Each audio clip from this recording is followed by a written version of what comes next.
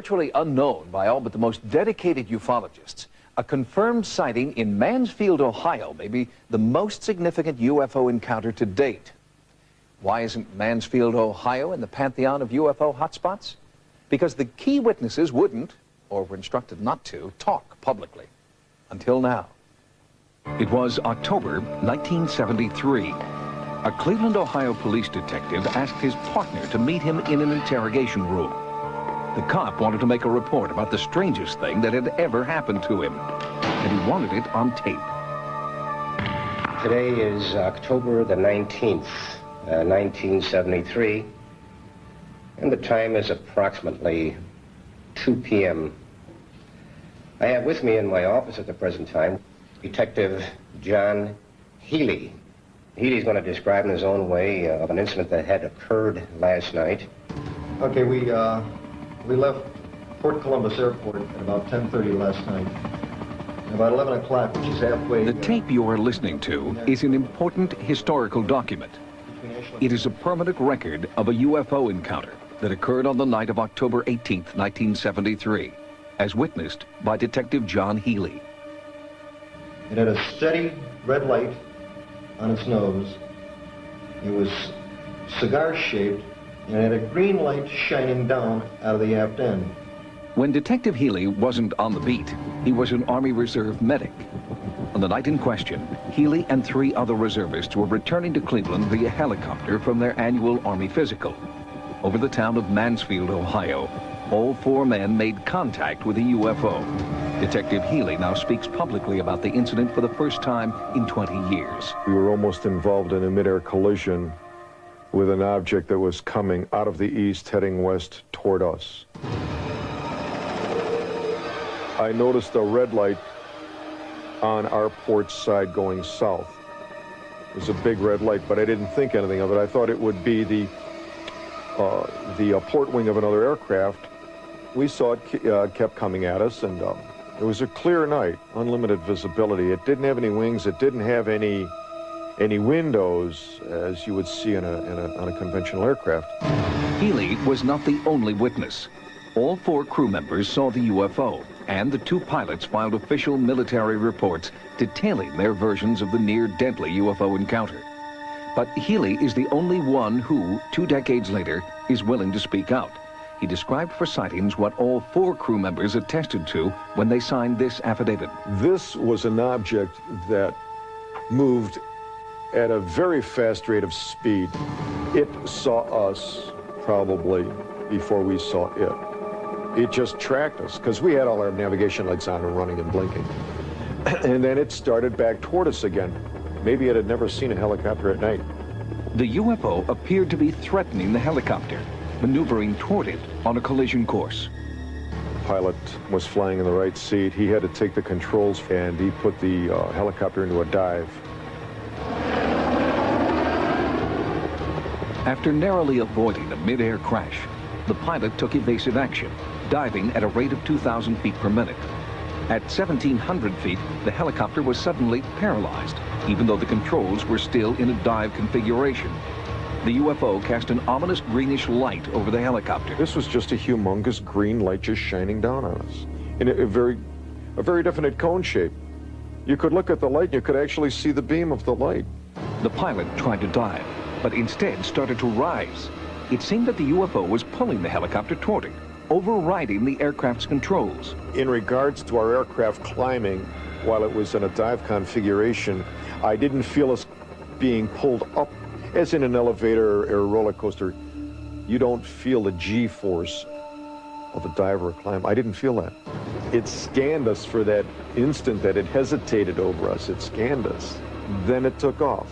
After the object went off to the west, the helicopter pilot noted that although he had been in a descent and his controls were in the configuration for a descent, the helicopter had actually risen to 3,800 feet. Jenny Zeidman was part of a research team from CUFOS, the Center for UFO Studies, that investigated the Mansfield encounter for more than 3 years. The interviews, military reports, and diagrams compiled by CUFOS make Mansfield one of the most well-documented UFO encounters ever.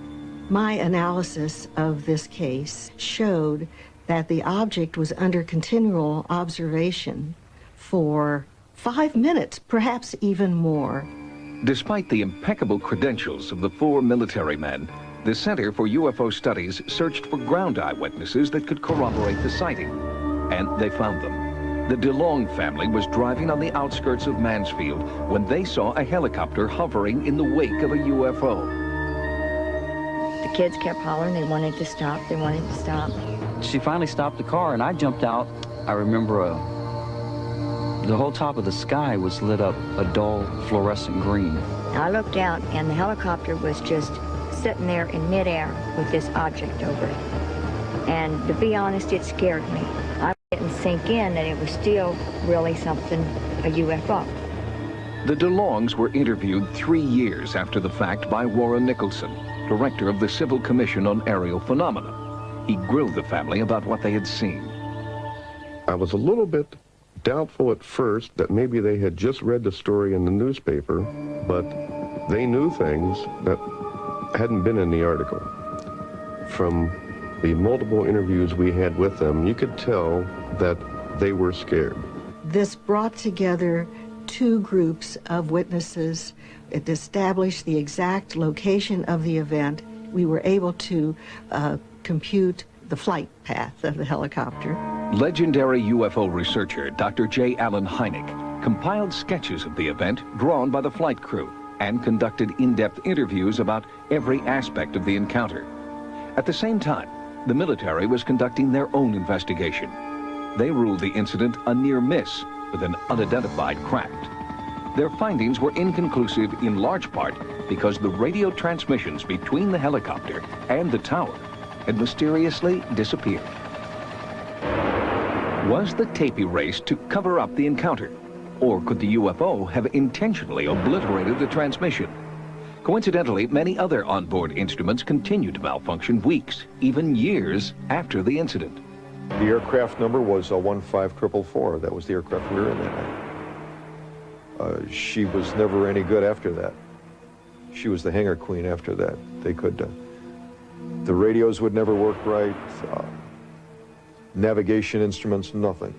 The skeptics immediately came up with the idea that this was a meteor. Well, there's no way this could have been a meteor. It lasted for 5 minutes. No meteor takes 5 minutes to cross the sky from horizon to horizon. As far as I'm concerned, the case will not be concluded until we have identified this object. But after 21 years, the trail is growing cold. The Mansfield UFO will never be investigated by our military the way Detective Healy once took for granted that it would be. It's quite something. Anything further comes along, I'd just be interested in knowing. Oh, no problem. We've got a reserve meeting the 3rd of November, and if nothing else, I'll find out how far the report's gone from there. Thanks ever so much. In spite of considerable harassment, professional pilots continue to come forward with their accounts of incredible encounters with UFOs.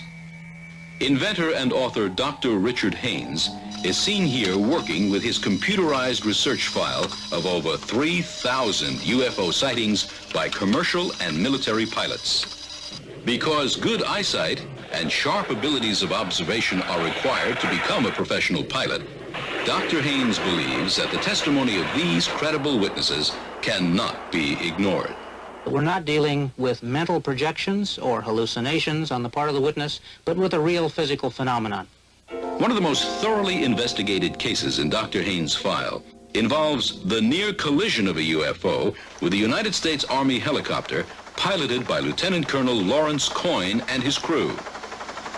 While flying over Mansfield, Ohio, at 11 p.m. on October 18, 1973, they observed a bright red object which paralleled their craft and then rapidly moved toward them on a collision course.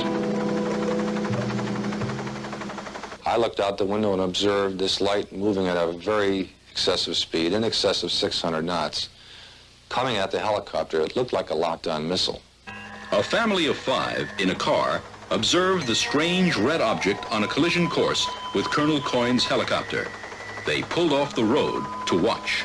The thing that makes this particular evening a unique experience was that it was almost a mid-air collision with an object that we or you know as a UFO. We did not know it was such until it was on top of the helicopter, and that took just a matter of minutes. Colonel Coyne put the helicopter into a dive to try to avoid impact. When he and his crew looked up, the object was keeping pace with them. While it was in this position, the green light came out from the undercarriage of the UFO. Colonel Coyne cut the power and set the controls for a steep dive. In spite of this, the helicopter was pulled upward toward the UFO from an altitude of 1,700 feet to an altitude of above 3,700 feet. Colonel Coyne and his crew observed the strange UFO at close range for approximately 2 minutes. The object that I viewed that particular evening had a high degree of technology. It was composed of a structure and a design that we do not have. The object can move through the atmosphere without causing any turbulence. It can move at high speeds below 10,000 feet. There are no vertical or horizontal stabilizers, no landing gear, no source of propulsion reflected on the craft. Looks like it could fly in space.